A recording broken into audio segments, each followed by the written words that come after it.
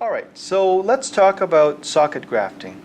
Well, let's assume that this is a tooth that I successfully removed with the power elevators. And now I'm left with a socket. And so this socket is in need of socket grafting because we know that if we don't do anything, that bone in that socket will disappear and the surrounding bone will disappear and we will be left with an alveolar ridge defect. So essentially, this is what we're going to do. The product that I use is the Helimend Advanced Membrane. Basically, it's a bovine protein membrane, usually made out of bovine Achilles tendon, and it's been processed. All right, and it looks like this. So what I typically do first is I debride the socket with a curette. So I will use a Lucas curette and I will debride the inside of the socket thoroughly. Of course, this is not the Lucas curette, this is a Molt 2.4, but you can understand the importance of debriding the socket so you don't leave any granulation tissue or infection behind. The next thing to do, of course, is to elevate this soft tissue around the socket. So you can use a Molt 2.4, which is usually what I do, and introduce it between the bone, the crest of the bone, and the soft tissue, the gingiva. And I just work it around. Okay? And so essentially what you want to try and do is you want to create mobility in the soft tissue. And you can apply that from both the buccal and lingual. I realize there's a tear here. We don't want to do that tear intentionally, but let's just elevate the soft tissue. So you can see that we're elevating the soft tissue and the whole soft tissue is now mobile. After we have done that, the next step is to shape it out. So you can take your Miltex membrane, okay, your Helimend membrane, and you can cut it. So in this particular case, I'm cutting it and making it smaller. And I'm sizing it, and you can see that that's still too big.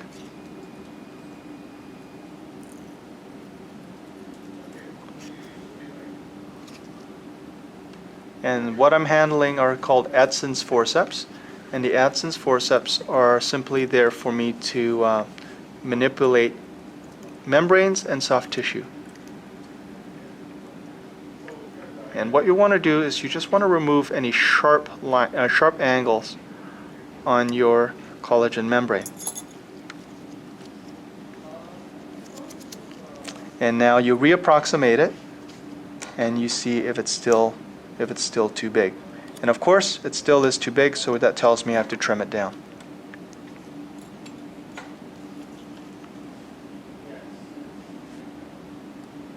There you go. And so that should fit in here nicely, passively.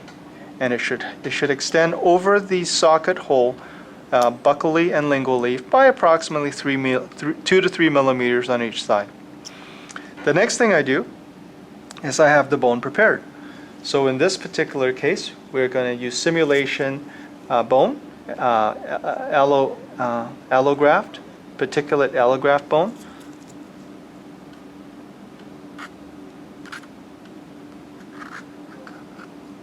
If you know PRF, you can mix the PRF in here. And so you can just pack it in.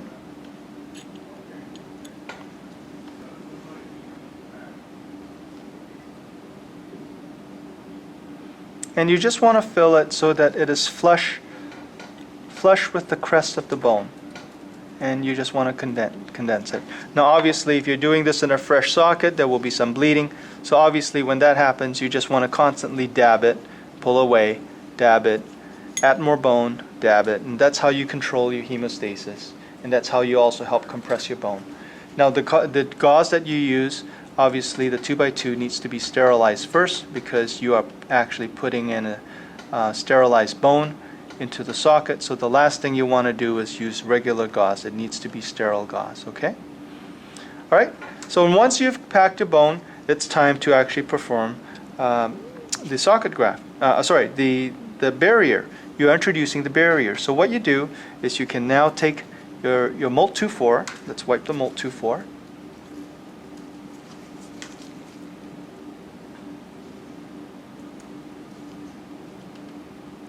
And you can introduce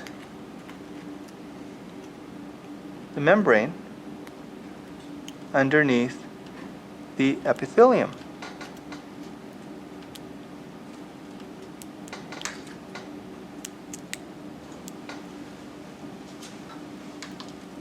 There you go. Okay, so you introduce it underneath the epithelium on all aspects: mesial, distal, buccal, every aspect. And so essentially you want to tuck it so that it is profound. There you go. So the membrane is now in place.